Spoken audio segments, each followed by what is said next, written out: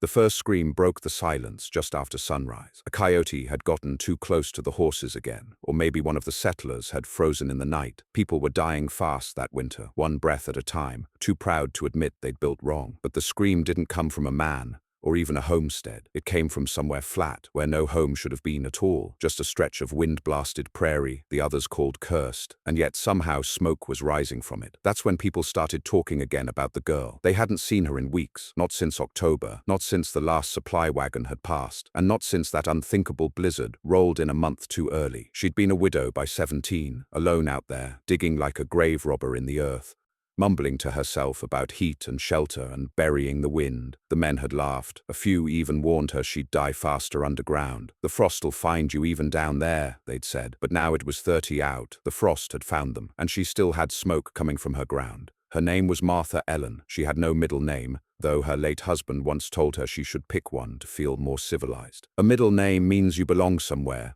He'd smiled in the wagon. Only orphans and outlaws go without one. He'd meant it kindly, meant to give her a better life, meant to teach her to read and hold a gun and stand with shoulders squared. But he'd gone and died anyway, a log collapse in their unfinished root cellar, taking him fast and quiet just weeks after they'd claimed the land. So no, Martha never did pick a middle name, but she did finish digging that root cellar, only she didn't stop there. By the time the town realized she wasn't coming in for supplies, she'd already widened the hole, braced it with rock, then with sun-dried mud blocks packed tight, then with hay and ash and layers of clay hard as bone. She carved rooms inside it, first a sleep hole, then a fire pit chamber, then a second wall beside the first, tighter than the air between two breaths. She kept the dirt from collapsing with scavenged boards and slabs of prairie stone. She lined the floor with a layer of sand and another of ash. She even dug tunnels, sloped and twisting, to keep the worst winds from blowing straight in. And when the ground froze solid above, she lit her stove. Not a great big iron cook stove.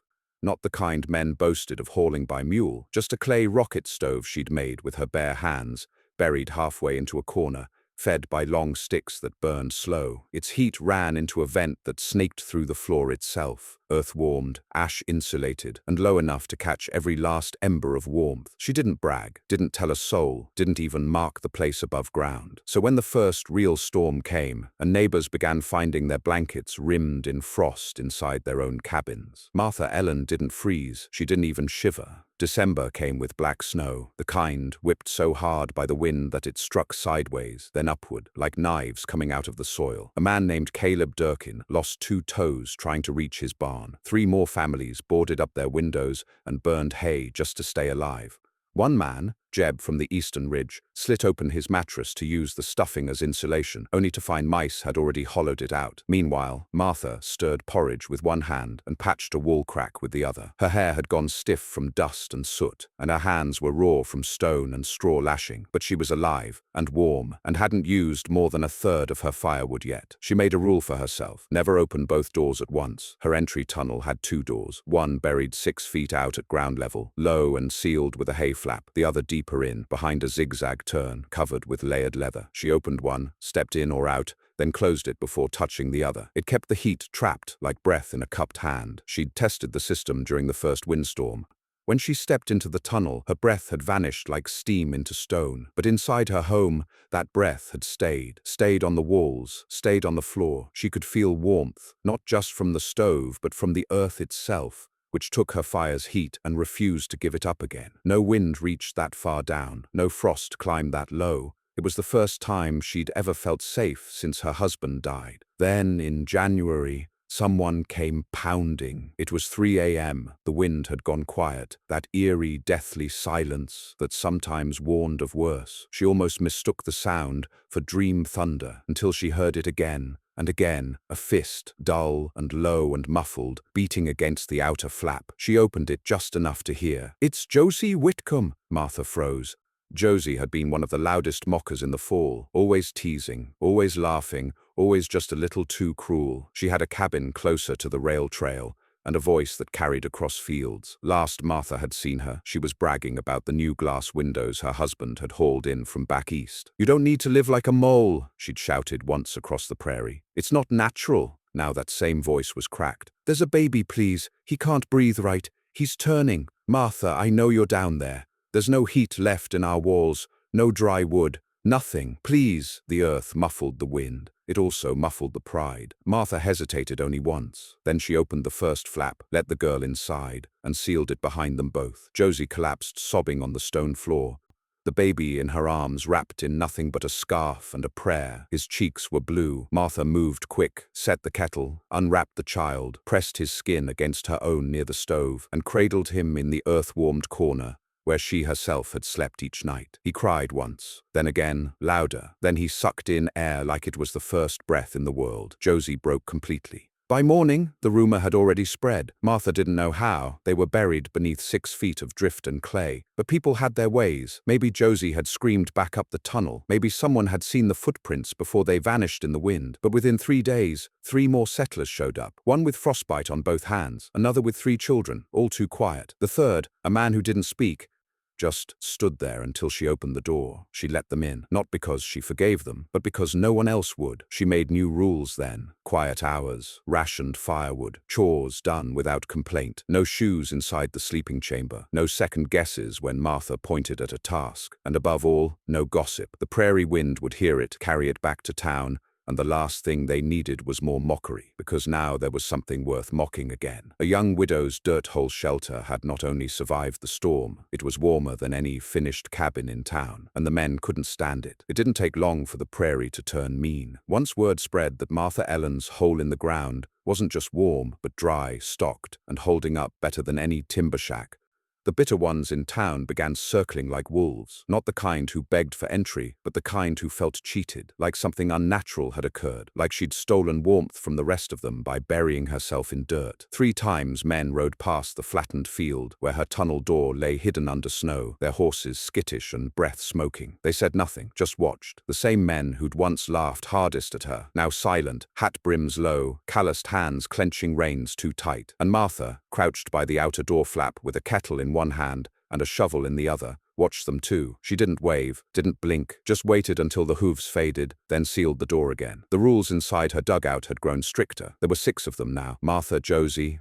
the silent man, who they'd come to call Gray for lack of a better name, the 3 quiet children from the North Trail, and Josie's infant son. The stove had to run low and steady. Talking above a whisper was banned, unless it was daytime or emergency. Martha assigned shifts for gathering snow to melt and clearing the tunnel's twists with the coal shovel. If anyone resented her, they never said, because even pride freezes solid at 30. Then came the night they heard the gunshot. It was far, but not far enough. Martha had just banked the fire with packed coals when the crack echoed across the buried walls, muffled by earth but clear enough to be unmistakable. One single shot, then wind, then silence. Josie flinched so hard she spilled the last of the oat mash. One of the children, the older boy, crawled behind the stove and wouldn't come out for hours. "What if they're coming?" Josie whispered. "What if someone's out there?" Gray stood and crossed to the tunnel flap, listening. He didn't speak, only pressed one ear to the wall and then turned back slowly, tapping his boot once, meaning no steps yet. They'd all started to understand his gestures. Martha waited until morning to open the tunnel. She moved slow, her every motion practiced from months of Earth life. Each door opened one at a time, each breath held before exposing the interior to the cold. The outer flap creaked as frost cracked around the leather seams. She ducked out into snow that came up to her hips. Her shovel struck against drift first, then ice, then something harder beneath. It was a crate, a small one, sealed with rope,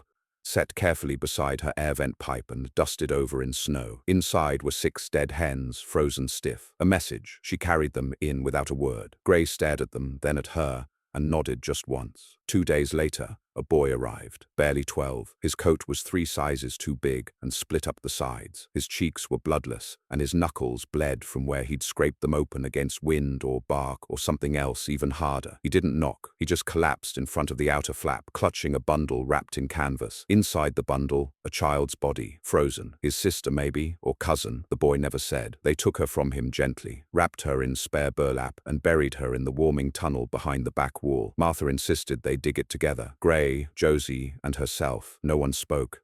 Just the scrape of shovels against frozen dirt and the sharp, labored breath of grief that made everything feel too loud down in that tight space. Afterward, they sealed that chamber with stone and marked it with an old button pinned to the mud wall. The boy slept for 2 days straight beside the stove. He never gave a name either, but he stayed. The dugout was not beautiful. It had none of the high beams or polished corners that men boasted about when they brought neighbors in to see their handiwork. There were no windows, no shelves, and no painted walls, just packed dirt, clay-lashed beams, and stone cracked from the prairie line itself. But it worked, and because it worked, they were hated. The town grew colder, both in weather and in mood. Horses froze standing up. Children's coughs turned wet and deep.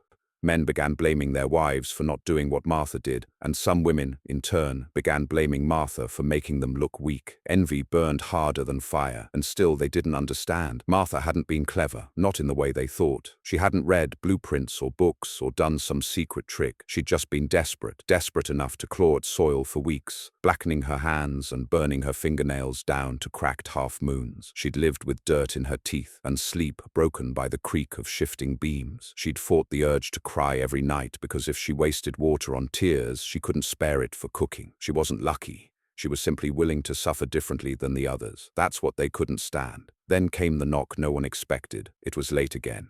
They always came late. Martha was just checking the exhaust vent for blockage when she heard it. A strange sound, not quite a knock, more like a slow, dragging scrape against the flap. She opened the first door and froze. 2 women, older. One was barefoot. Both were wet from knee to shoulder. Snow caked to their hair like plaster. And one held a musket, but not aimed, just cradled like a broken tool. They didn't beg, didn't even look scared. One simply said, "We'll trade." Martha stared. "Trade what?" The woman pulled a pouch from beneath her coat. Inside, something wrapped in oiled cloth. When Martha opened it, her breath caught. Dry yeast, real yeast, kept warm beneath a coat, probably against bare skin. It was alive. They let them in. By February, there were 11 people in the dugout. It was madness.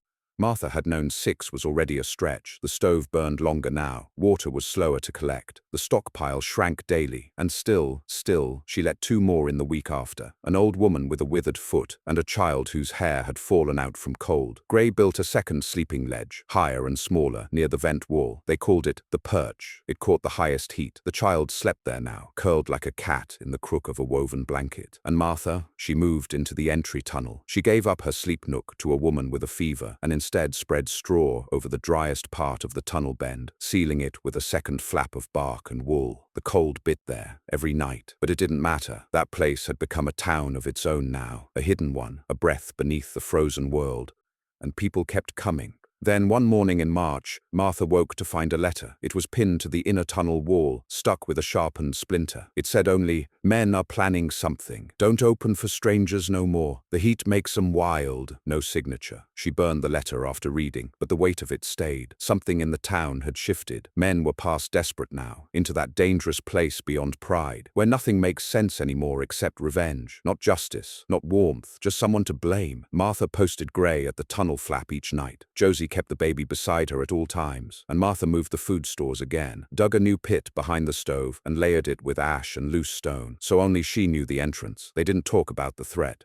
Didn't say the word raid, but they all felt it pressing down through the soil. Warmth wasn't enough anymore. Now they needed defense, and the prairie gave no mercy. The frost was no longer the deadliest thing on the prairie. By the time April came and the drifts began to melt back into mud, a quiet tension had gripped the entire frontier town, one that couldn't be blamed on weather anymore. It was in the way the men spoke to each other, short and clipped. It was in the way women stopped leaving their cabins unless they had to. It was in the fact that not a single child had been seen playing outside in 2 weeks. And in the eyes of every man who still had a horse worth riding, something was building, and Martha Ellen felt it through the soil. She'd lived long enough below ground to feel the world differently.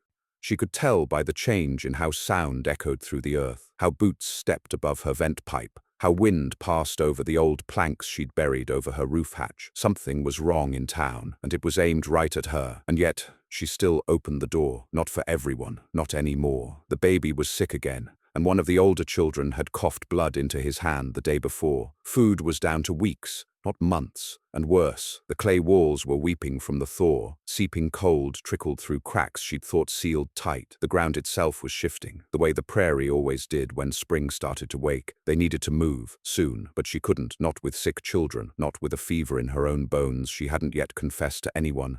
not with the kind of hate she felt gathering out there in the wind. So instead she watched, waited, and planned, and that's when the girl returned. Her name was Mary Beth, or at least that's what Martha had called her the first time, when she showed up frozen and silent, carrying the body of her sister. She'd vanished a week after the burial, vanished without a word, without waking anyone. Just gone one morning from the dugout, her straw bedding still warm. They thought she'd died, but now she was back, knocking 3 soft times on the outer flap just before dawn, and whispering through the seam like a ghost with secrets. "I couldn't stay. They knew I'd been here. I had to go quiet," her voice cracked. "But now I know. They're coming." Martha pulled her in fast, sealed the outer tunnel, and lit a lamp only low enough to see the girl's face. Mary Beth looked thinner, wild-eyed. Her fingers were cracked to the knuckle, but her voice, what remained of it, was calm with the clarity of fear. "They're saying you're hoarding," she said. "They say you stole from the last supply wagon and lied about being alone." "I was alone," Martha said quietly. "They don't care. They say you tricked them all, that you knew some trick from back east, that you knew the storm was coming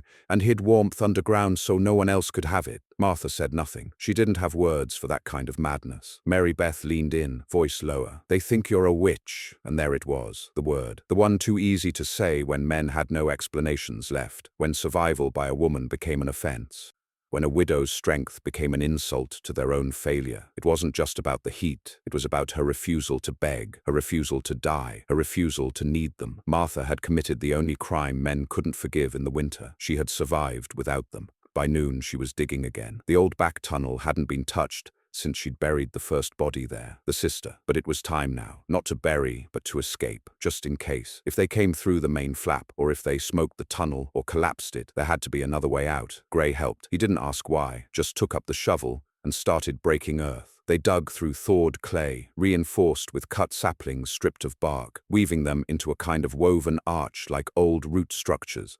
They didn't need to go far, just enough to reach the ridge beyond the tree line, where the wagon trail dipped. A back slope, hidden. 5 days' work at least. They didn't have 5 days, because that night the firelight came. It wasn't close, not at first, a flicker across the prairie, miles out, but high enough and wrong enough to mean it wasn't someone's stove or lantern. A bonfire, big, meant to be seen, meant to signal. Martha stared from her peephole vent, her breath tight. More lights followed the next night, closer, then closer still. By the 3rd night, she could see shadows moving around the fires. 4 men, maybe 5, pacing like sentries, guns slung. One had a coat Martha recognized from the rail trail, fur-lined, brass buttons, too nice for a trapper. That man had once offered to buy her land. She'd said no.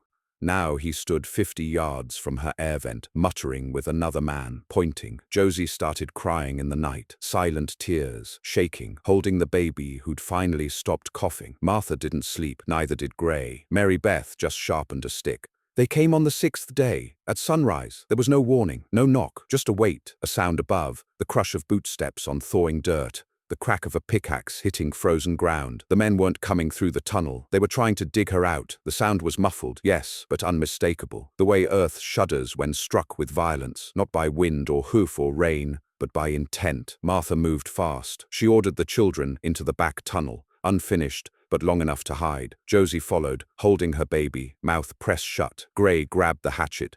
Mary Beth disappeared, crawling back through the tightest passage she'd dug near the food cache. Only Martha stayed near the stove. She pulled out the one thing she'd kept hidden from everyone, even from Gray, a fuse line, soaked in lamp oil, coiled in a basket beneath the fire bricks. She didn't plan to burn anyone, but she would make it clear they weren't crawling in. She lit the fuse and threw it down the old shaft near the front door, slapping a pot lid over the top. The boom was small, just a puff of earth and smoke through the vent, but loud enough to shake dirt from the ceiling and make the men above stagger back. She heard one yell, "She's armed!" Then, "There's more than one!" Then, hooves, galloping, 2, maybe 3, riding off toward town. It bought them time, but not safety. That night it snowed again, out of season, wrong.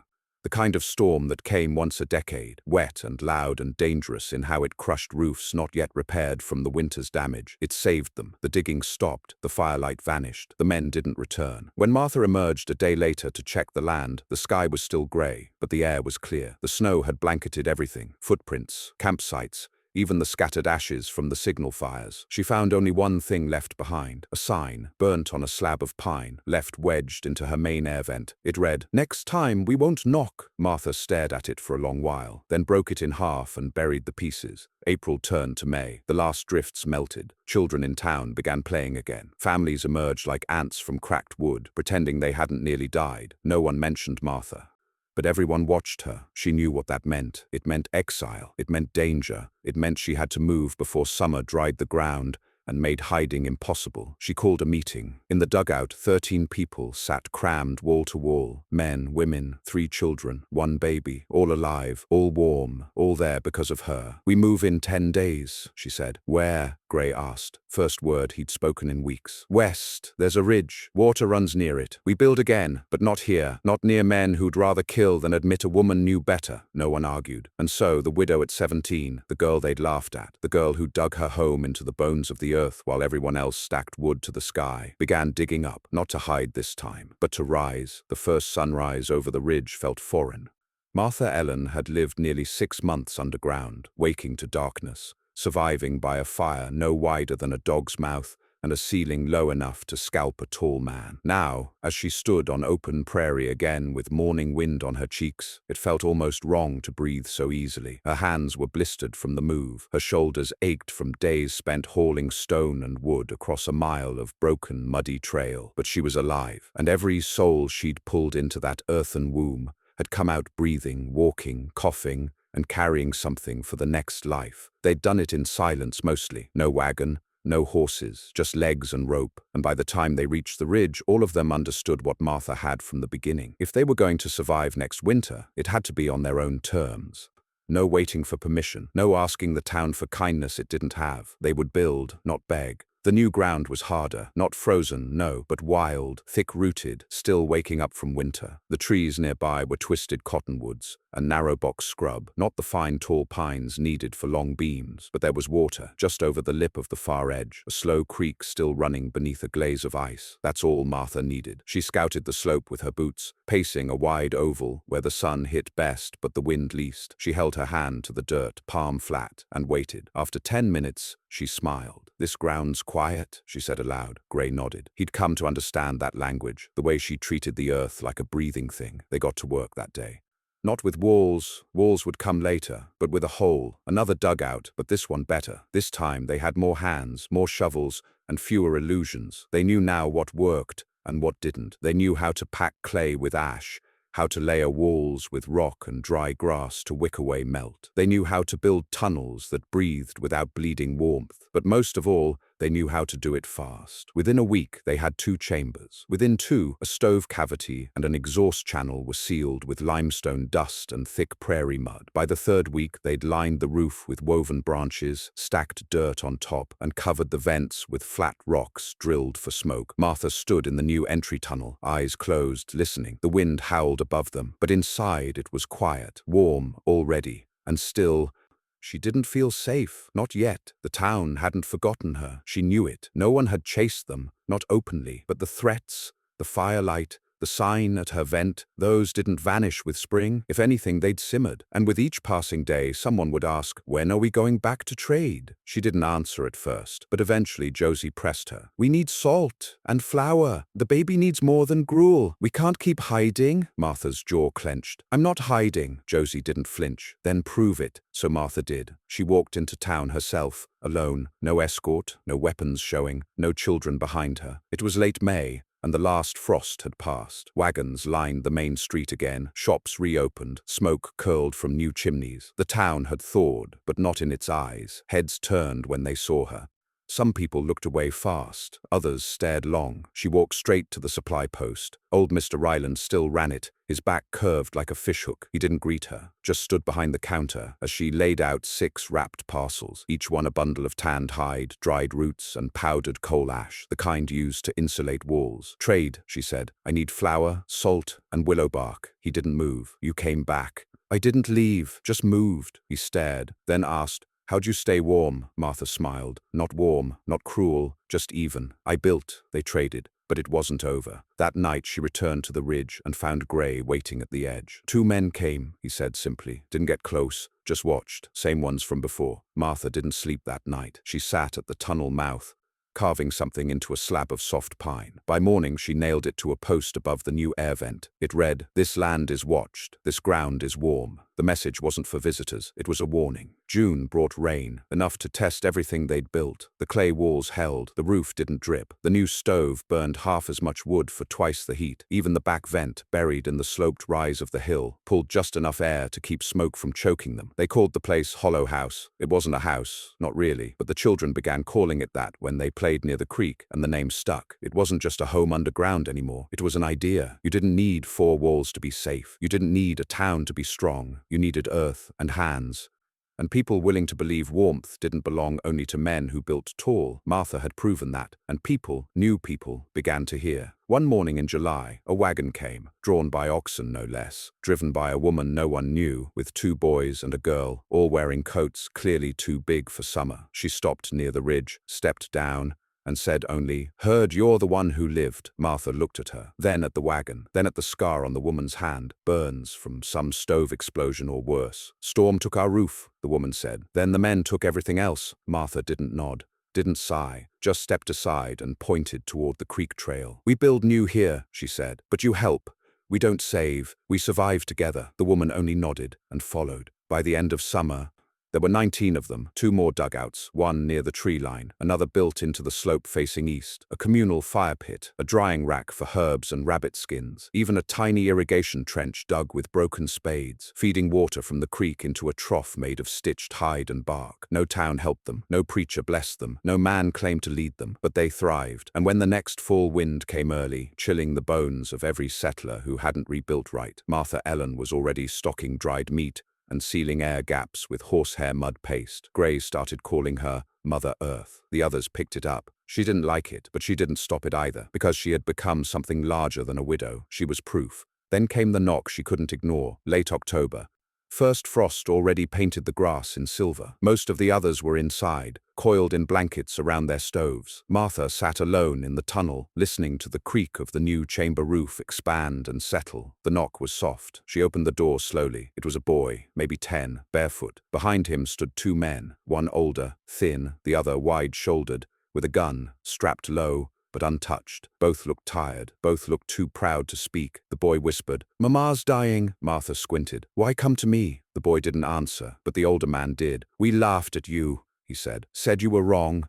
Said you were dead. We was wrong." Martha stepped aside. No more words were needed. The boy's name was Elijah. He had a limp, a faded scar down his wrist. He said little even after the door closed behind him, even after he and the 2 men had stepped out of the wind and into the new dugout's warmth. Josie took his coat, Gray handed him hot broth, and Martha, still silent, led the group down the slope to the second chamber where 3 cots waited near the stove's heat-trap wall. The woman on the sled was unconscious. They'd wrapped her in a patchwork of furs, some stitched by hand, others likely torn from beds or coats. Her face was white, not from cold, but from whatever sickness had hollowed her out. Eyes sunken, lips cracked. "Fever," Martha said flatly, pressing the back of her hand to the woman's throat. "Long time." The men nodded. One finally spoke. "We was too proud to come sooner." She didn't reply. She didn't need to. The moment spoke for itself. They stripped the woman gently, swaddled her in heated cloths, spooned broth into her slack mouth. Martha boiled willow bark, mashed it with ground salt, and fed it to her by drops. Then she sat, waited, watched. That night the woman moaned once and began to sweat, a good sign. They stayed a week, never asked for more than they needed, helped with the water trench, cut saplings. One of them even pulled Mary Beth's old sled all the way down to the creek to haul up stones for the 3rd chamber's back wall. And when they left quietly. They didn't take food, they didn't look Martha in the eye. They just walked out into the thawing prairie with the boy between them, each of them carrying a pack heavier than when they'd arrived. Only the woman, thin but standing now, turned back. "You saved us," Martha shrugged. "You listened, that's all." The woman stepped forward, gently pressed something into Martha's hand. It was a silver ring. "I don't need it anymore," she said. "But if you ever find someone who won't laugh at a woman digging her home in the ground, give it to them." Martha watched her go. She didn't cry. She didn't smile. She just closed the door behind them, walked back to the stove, and placed the ring in the same hollow, She kept flint and kindling. She'd know when the time came. By late autumn, Hollow House wasn't just a dugout, it was a settlement. There were now 3 chambers, a full second dugout, and a half-built surface cabin braced with stone and sod that would serve as storage once the roof was finished. There was a water trench, a fire pit, a drying rack, and, thanks to Elia and Josie, a small clay oven shaped from creekside ash. They'd even carved a smoke cellar into the slope. The baby, Josie's boy, was learning to walk. The oldest girl could tend the stove without help. Gray had built a tool rack so finely shaped it looked like something from a blacksmith's shop. Mary Beth had grown tall and hard-eyed, always with a blade tucked into her belt and a spade slung over one shoulder. They were no longer survivors. They were a people. And still, every few weeks, someone new arrived. A widow with twins and no wagon, a man who'd lost both sons to frostbite, a pair of sisters from the north whose cabin had been taken by River Thor. None came asking for handouts, none expected comfort, but all of them had heard the stories. She built her home underground. She kept 13 alive when others froze. She dug warmth out of dirt. Martha never called herself a leader, never held meetings or sermons or rules. But whenever someone knocked, they always asked the same thing. "Are you the woman who lived?" And every time she gave the same answer. "I'm the woman who dug." The town, by contrast, was dying. The preacher's house had burned in a stovepipe fire. The mill had rotted from the inside out after the ice cracked its beams. 3 families left for Texas. 2 were found dead on the trail. The others stayed, but with walls warped from frost and windows boarded from storms. They spent more time silent than not. One man came riding out in December. He was young, tall, barely 20. His horse was sick, his hands wrapped in rags. He stopped just at the edge of Hollow House's slope, not daring to cross. "I came to learn," he called out. Martha stepped up from the trench, leaned on her shovel. "Then dig." He did. He stayed. And so the story changed. It spread, not as gossip, not as mockery, but as memory. It passed from camp to camp, from trail to trail, carried by trappers, traders, and a few wagon wives who'd seen too much death to laugh at survival anymore. Some said she'd built the cabin upside down. Others said she'd buried fire in the ground and lived off its heat. Still others said she was born of the prairie itself, a widow who refused to freeze. None were exactly right, but they weren't wrong either, because when the next winter came and wind screamed down the slope again, and the first storms blanketed the prairie in white like death, returning for a second try, Martha Ellen's house stayed warm. Not just hers, all of them. The whole ridge, the whole hollow, every tunnel, every stove, every child. Warmth didn't come from firewood. It came from knowing where to build. It came from the earth and from the woman who listened to it. The final frost of that winter came in late March. On the last night of cold, Martha sat alone by her stove, smoothing down a map she'd drawn by hand on the back of an old ledger. It showed the ridge, the creek, the wind lines, the water slope, the right places to dig and the wrong ones to trust. She'd started it months ago. Now it was nearly done. She wasn't going to keep it. She rolled it carefully, tied it with flax string, and placed it in a clay jar alongside a note. "If you found this, then winter took too much. This is how we stayed warm. Don't build tall, build deep. Don't wait for help. Dig. Martha Ellen," no middle name. She sealed the jar and buried it just under the central vent stone. Maybe someday, someone else would need it. And when spring returned again, real spring, not the false one of a freak Thor, wildflowers bloomed along the edge of the dugout slope. Martha stepped barefoot onto the ridge, let the sun hit her face, and finally, after 2 winters of death and dirt and fire, smiled. No one laughed anymore. Because the woman who built her home into the prairie while men froze at 30, she didn't just live, she taught others how to.